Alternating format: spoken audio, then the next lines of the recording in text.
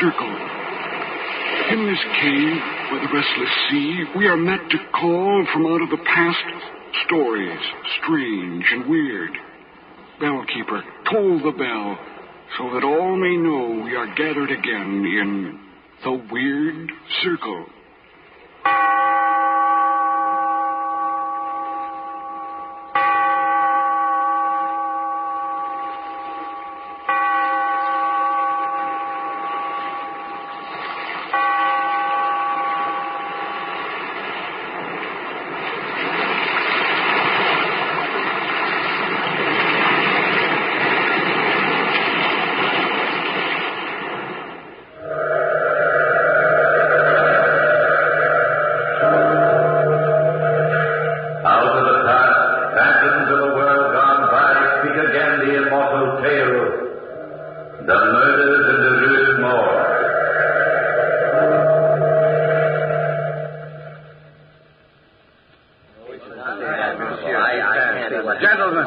Gentlemen, please, may I have your attention? Very well. I didn't ask you to come to my humble apartment tonight to endeavor to stun you with my superior knowledge of crime and criminals. I've asked you here only to prove to you that the murders in the Rue Morgue present no great insoluble mystery. Monsieur Dupin, if you think the case is so obvious, tell me, who is the murderer? He will be here shortly, Monsieur le Prefect of Police. Here? Who is it? The murderer here. Gentlemen, I give you my word as a man of honor that he will be here in my apartment at precisely 10 o'clock this evening. How can you be so sure? I have asked him to come. It is exactly 9 o'clock now, gentlemen. And in the hour remaining to us before we meet the murderer, I shall explain to you as simply as I can how I managed to arrive at my conclusion. Yes, do, Monsieur Dupin. I'm always interested in guesswork. Guesswork, my dear fellow? This is not guesswork. No. Now, gentlemen, let us retrace the case. The story begins, if I'm not mistaken, with Madame L'Espagne and her daughter Camille on the afternoon of December 16th, 1841. Well, of course, you're correct so far anyway, Dupin. I bow, Monsieur le Prefect. Madame L'Espagne and her daughter Camille entered the Bank of France at precisely 2:45 in the afternoon to transact important business. Ah, Madame L'Espagne, I've been waiting for you. So good of you, Monsieur Le Bon. Have you met my daughter, Camille? I don't think I've had the pleasure. How do you do, mademoiselle? How do you do, Monsieur Le Bon? Are you quite sure, Madame L'Espagne, that you wish to withdraw all this money at this time? Quite positive. But 4,000 francs is a great deal to keep about one's household, Madame. I'm quite aware of the danger involved, Monsieur Le Bon. But if the bank keeps this withdrawal quiet, nobody else need know that I have a sum of money in the house. Well, things do get about, Madame. There's no use inviting unnecessary danger. The danger is my problem, Monsieur Le Bon. I think we'd better let the matter drop at that. Have you any protection against possible thievery at home, Madame? No, Monsieur, but Mama and I have protection enough. We bolt and lock our doors. It's absolutely impossible for anybody to enter the house unless he should break the door down. But does any male protector live in the house? My husband died many years ago. Madame misunderstands me. I'm only asking these questions for your own good. Two unprotected women living alone in a large house can invite trouble. That is our problem. If Madame insists. And I do insist. Very well, Madame. I have the money here. I myself will see you both home to ensure safe delivery. But let me warn you now. The minute you arrive in your home on the Rue Morgue, the Bank of France resigns all future responsibility. We understand, Monsieur Le Bon. We understand perfectly.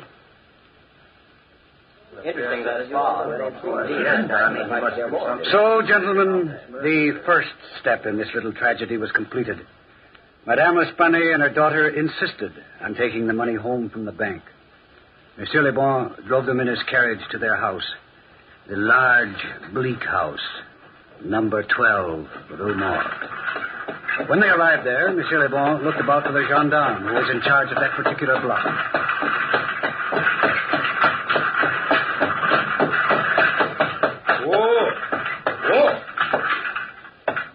May I help you out, Mademoiselle Camille? Oh, thank you, Monsieur Le Bon. Madame? Thank you. Thank you. Is that the gendarme on the corner? The gendarme usually on this block? Not having had any reason to talk to the gendarme, Monsieur Le Bon, I wouldn't know. Yes, I think it is, Monsieur. Gendarme! Gendarme! All this fuss over a little money. Really, you'd think we were incapable of taking care of ourselves. Well, I think Monsieur Le Bon is very thoughtful, Maman. Gendarme! Coming, monsieur, coming. Do you live on the first floor, Madame L'Espanaye? On the 4th floor, in the back of the house. I own this house, and I've shut up all the other rooms. You mean this entire house is unoccupied You except for... called me, monsieur. Yes, I did. I want you to keep a special watch on this house for the next week or so. Madame L'Espanaye and her daughter will have a considerable amount of money in the house. I will watch the house like a watchdog. You would be better off if you did it like a man. Then you'd use your head instead of your feet. Monsieur! What is your name, gendarme? Gendarme Isidore Musée. Very well. Gendarme Isidore Musée. I leave these ladies in your care. You needn't worry about a thing, mademoiselle. And madame. I'm sure we won't. That is, as long as you don't spread the news around the neighborhood that we've got 4,000 francs hidden here in the house. Who, me, madame? I am the law. And your secret is safe with me. Come along, Maman. I'm getting hungry. Yes, dear. Thank you so much for all you've done, Monsieur Le Bon. It is nothing, mademoiselle, nothing at all. Just a courtesy extended by the Bank of France. I'll keep good watch, be assured of that. I'll keep very good watch. Gentlemen, let us proceed to the next event. Gendarme Isidore Musée kept a very good watch on number 12 Rue Morgue. At 11 o'clock the evening of the tragedy, he strolled into the shop 2 doors away from number 12 to buy a pouch of tobacco and to chat with his very good friend Pierre Moreau, a tiny man known as the neighborhood gossip. Good evening, friend Isidore. Good evening. Evening. I've been waiting for you. Yes, I've been waiting for you. You usually drop in at 9 o'clock. And I said to myself, as I sat here waiting for you, I said, where's my good friend Isidore? It's been a busy evening this evening. That's what I said to myself. If Isidore doesn't drop in to buy his usual box of tobacco, he's busy. There must be big news abroad, but then how could there be big news abroad on this block? That's what I said. You were wrong, Pierre. Very wrong. Wrong, eh? There is big news. Thievery? No. Murder? No. Well, then, I give up. It's a secret. Secret? What could be a secret? Somebody got married. That's no secret. Somebody died. That's no secret either. A child is ill, a contagious disease, an epidemic, all Paris will be infected? No. Well, I can't guess. If you promise not to tell a soul... Oh, not a soul. Well, Madame L'Espanaye and her daughter Camille have withdrawn 4,000 francs from the bank today and have it hidden in the house somewhere. No. And I must stand on guard. Naturally. But don't tell a soul. No, not a soul. On my honor, not a single soul, Isidore. My word of honor. I swear it now. And so, by midnight, gentlemen, the entire neighborhood in the Rue Morgue was buzzing. 4,000 francs in the L'Espanaye household. I hear it was 10,000. 2 women all alone. Imagine it, 20,000 francs. I wonder where... And all that jewelry must be a veritable fortune hidden away. Do you know that they say she's got money hidden in every corner of the house? Imagine almost 1 million francs in that house. I always knew there was something strange about those 2 women living all alone in a house like that. And in the rear... 4th floor. Yes, sitting in the bedroom of the 4th floor rear. But while the neighborhood was busy gossiping and chattering, Mademoiselle Camille and her mother were completely unaware of the commotion they had caused. It was almost 3 a.m. Camille had just finished undressing, and her mother was sitting in front of the mirror, brushing her hair, so that they didn't notice the window opening in back of them. Oh, I'm so tired, Mama. Poor Camille. It's been a very busy day. You know, I thought that Monsieur Le Bon was very nice. He seems fairly affable. Oh, Mama, fairly affable. I thought he was perfectly charming. So concerned over us. No man ever gets that concerned over me. Must have been you, darling. All men see... Mama, look in the mirror. Stay calm, Camille. Don't Mama, move. he's got a razor in his hand. Don't move, Camille. Mama, quick. Let's hide. He's coming closer. Where, Camille? Where shall we go? Into the closet, Mama. Quickly, Mama, into the closet. Close the door. He'll break the door down. He'll break the door down, Mama. Watch out to see him breaking it down. Help me, Mama. Help me.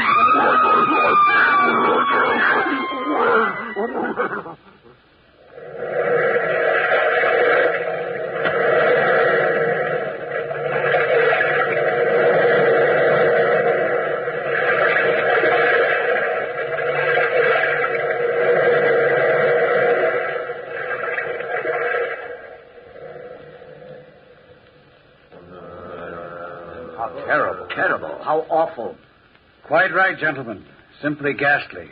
We fully realize that this is a horrible atrocity, but we must remain factual.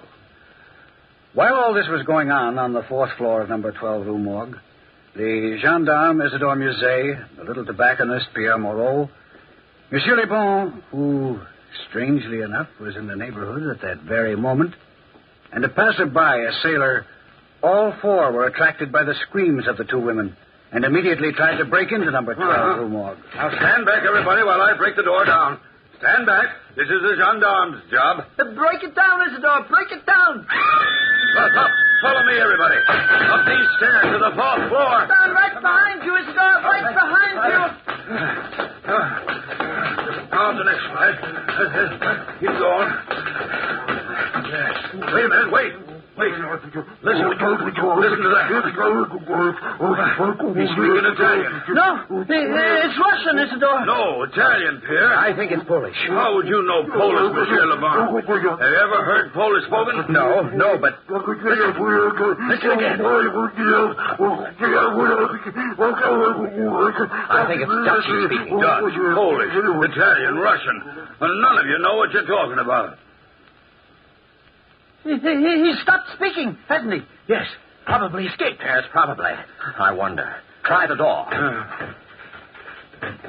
Can you open it, Isidore? No, it's locked. I think we're too late. I'm sure of it, sailor. I warned you about the gendarme. Well, let's break the door down. 1, 2, 3. Look. What? Oh, the entire room is wrecked. Just exactly as if a maniac had torn up the place. The bed's torn apart. Yes. I've sailed the 7 seas, but I've never seen a place like this in my entire life. Monsieur Le Bon, where are Mademoiselle Camille and her mother? I don't know. They're not in here. Look. Where? They're in the fireplace. Oh. It's Mademoiselle Camille. Dead. Yes. Dead. Poor girl.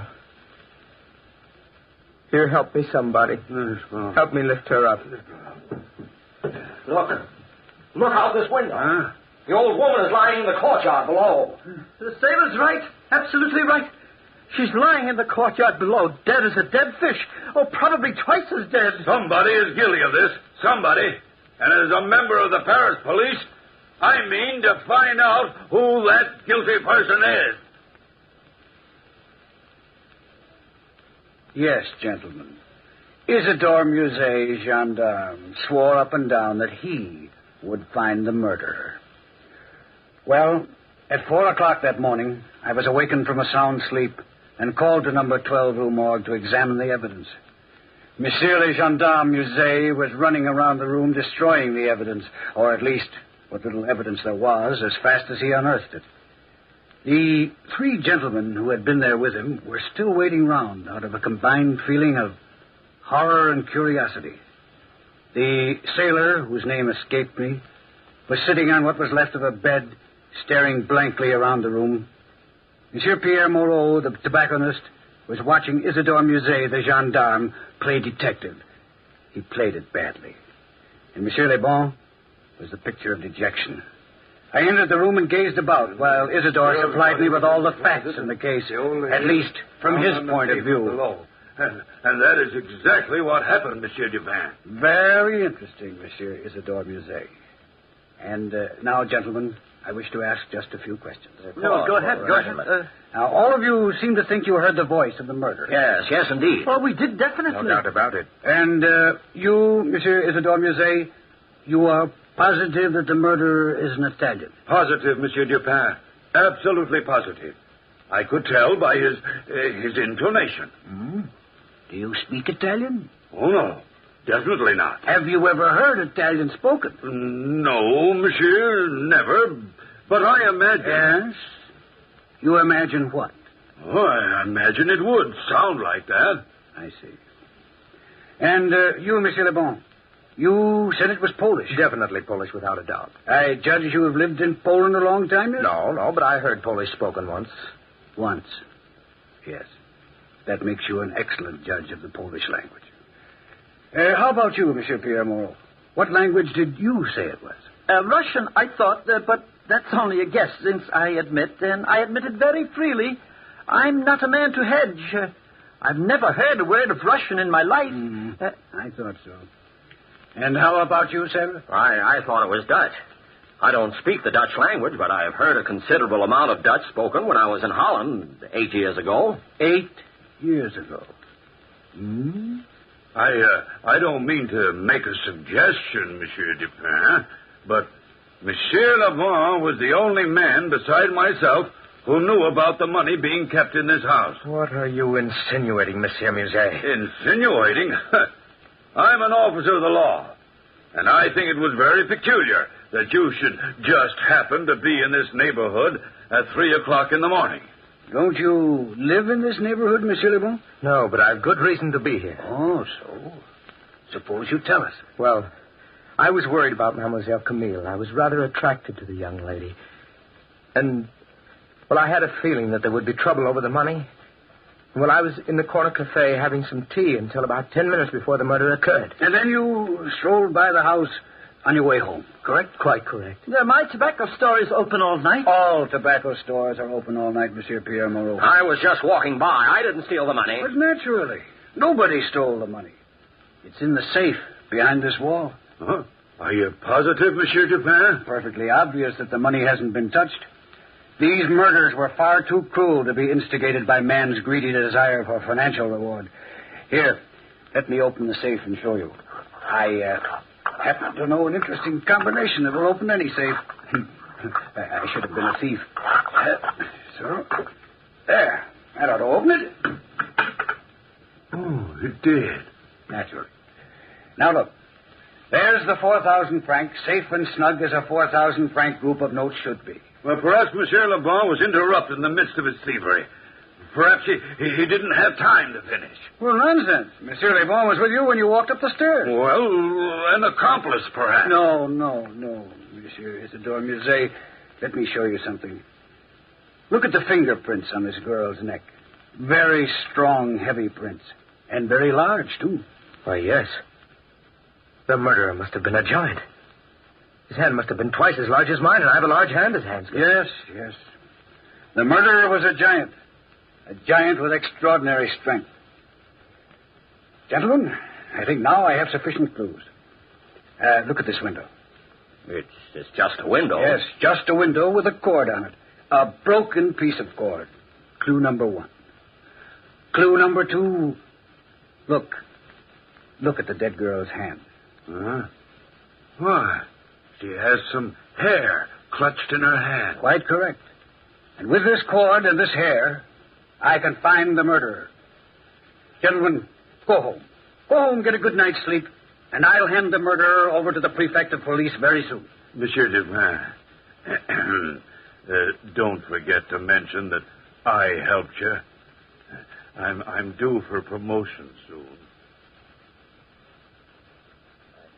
Very extraordinary. I don't care, man. And so, messieurs, that is the story. And you have the facts. A piece of cord and some hair. The condition of the room, the strength of the murderer, the passion of the deed, the lack of motivation should all suggest to you the very same thing it suggested to me. Monsieur Dupin, you are talking in circles. Circles? So? You mean to say you still don't know who the murderer is? No, of course I don't know. And frankly, Monsieur Dupin, I don't think you know either. Oh, really, gentlemen. Really, gentlemen, you amaze me. Here, Monsieur le Prefect. Examine this piece of cord, if you will. What do you make out of it? A piece of cord, yes. Well, let me see. Well, it's a piece of... Well, nothing except that, it's been torn. Yes, it's been torn. Now, yes. Try to tear it yourself. Well, well, I couldn't. It's a very, very strong cord. Ah. Notice anything else? Yes, now that I look at it, it's got a very unusual knot in it. But what does an unusual knot prove? You will see what I mean presently. It's the first stroke of 10 o'clock. Any minute now, gentlemen, the murderer will enter this room. May I please ask you to extinguish all the candles in the room, all except one. Why, Monsieur Dupin will all be murdered. Which would be no great tragedy, but I wouldn't worry if I were you. Well, as you say, Monsieur Dupin. Extinguish the candles, gentlemen. Yes. Now we are in semi-darkness. That is fine.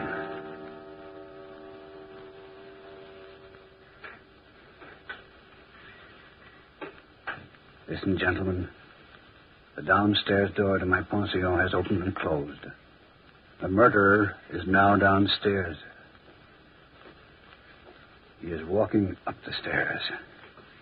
Now listen. Yes, listen. For the love of heaven. Quiet. He is coming closer. Gentlemen, are you ready to grab him when he enters? Yes, Monsieur. That is good. He is standing outside my door now, Monsieur le Prefect. Ready, gentlemen? Yes. Come in. Grab him. Let me go! There you go! So it is you, sailor. Help the sailor to sit down. It was a trap, huh? Yeah, but this sailor doesn't look strong enough to commit these murders. Let me go! Let me go, I say! Please don't struggle. You see, sailor, Monsieur le Prefect cannot arrest you for the murder because, although you are responsible for the crimes, you are not guilty. I'm not guilty. I'm not. I couldn't help it. Of course you couldn't. Gentlemen, it must be obvious to you now that no man murdered these two women. The only creature able to do it would be a Bornese orangutan. Orangutan? I matched these hairs I found in the dead woman's hand, and of course they belong to just such a creature. An orangutan. Yes, Monsieur Dupin is right. But tell me, how is this sailor involved? I owned the animal. Dupin put an ad in the paper saying my orangutan was captured. Oh, that's why I'm here, to claim it. But didn't you realize that Monsieur Dupin knew that the murder was an orangutan? No, I didn't think anyone could solve the murders. But I did know that whoever put the ad in the paper knew that I was the owner of the animal and that he was keeping what he thought was a perfectly innocent animal. You see, I addressed my ad personally to this sailor. This piece of cord told me a sailor owned it. There was a sailor's knot in the cord, and the knot was peculiar to those tied on Maltese vessels. Therefore, when I put the ad in the paper, I asked the sailor from the Maltese vessel, I checked on the name of the vessel from the sailing data in the paper, to come and get the beast. Well, naturally, I came to pick him up. Now I see. One question I must ask, sailor. How did the orangutan get hold of a razor, and how did he manage to escape? I had the animal locked in my quarters. I captured him in Malta and brought him to this country to sell to the zoo. They're very smart, you know. Well, last night when I entered my room, he was trying to shave with my razor. When I tried to chain him up, he escaped. He ran out into the streets, saw the light in number 12, Rue Morgue, climbed up the lightning rod to the ladies' apartments. Well, you know the rest. Indeed we do. Well, gentlemen, if you have any other problems you wish settled, call on me. Just call on Monsieur Auguste Dupin. Incidentally, if you'd like to see the orangutan, you'll find it safely locked up in the zoo.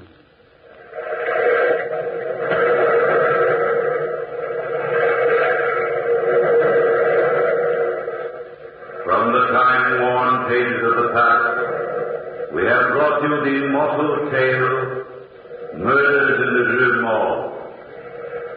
Bellkeeper, toll the bell.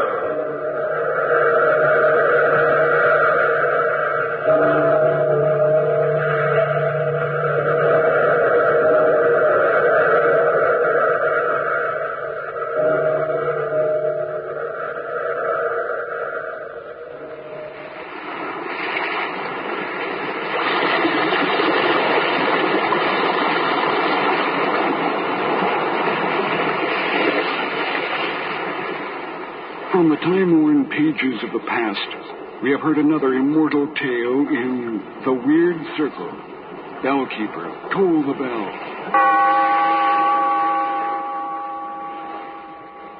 Be here in this lonely cave by the restless sea once again next time for another immortal tale in The Weird Circle.